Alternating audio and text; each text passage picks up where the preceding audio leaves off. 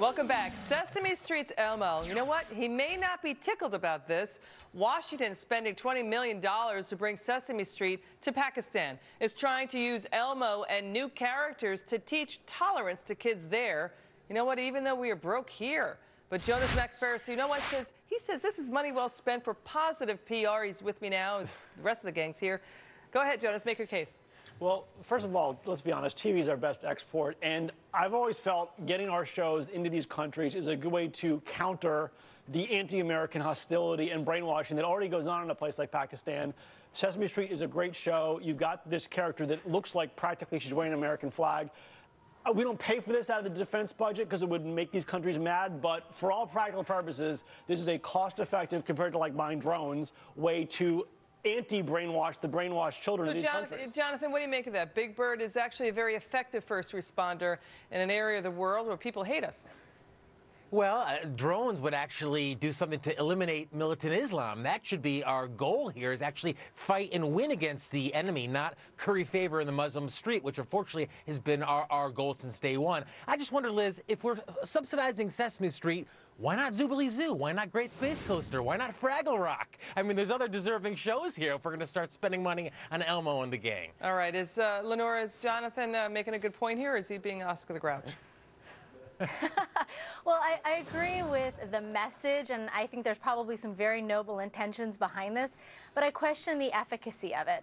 Remember back when Obama was going to directly address school children in school, and there was quite an uproar because parents, understandably, from any culture, get very concerned when somebody's going to address their children without them being present. These are just puppets. But Go ahead. But it is American. First of all, I believe a third of the kids don't go to school out there. That's one of the problems they're trying to counter with this program. Who cares, Jonas? Well, because Who cares? These aren't even American kids.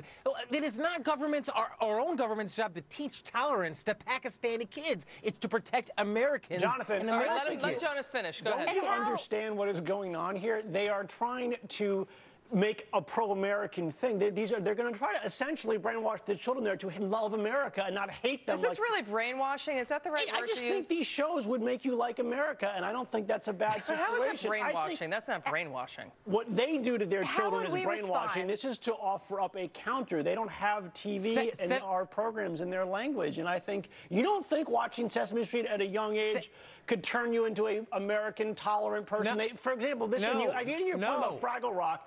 They're going to have shows that are basically promoting religion, how it's okay to be a different religion. That's exactly what they tell their kids is not okay. So this is Lenore, what's wrong with that? And I'm for Barney going over there too. Go ahead. Well, I'm much less concerned with the children because they live in a culture, they have parents, they have a lot of other influences. I don't know how receptive we would be if Iran wanted to do a show here to teach American children about what they felt was beautiful in the Quran. That's an interesting point, Jonathan. This program, though, has been in 20 different countries, though. Go ahead, Jonathan. Well, and it's part of, Liz, unfortunately, $7.5 billion sent over to Pakistan, not for military efforts on behalf of Americans, but for aid for Pakistan. I think it's just outrageous, especially at a time in which Americans are counting every penny that we're subsidizing Elmo and the Snuffleupagus to the tune of $20 million to curry favor on the Muslim street.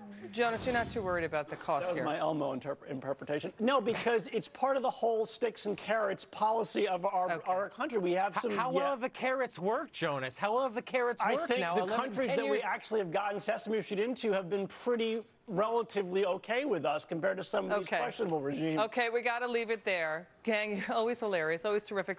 Neil is back tomorrow. Thanks for watching. Hope you have a good evening. So long.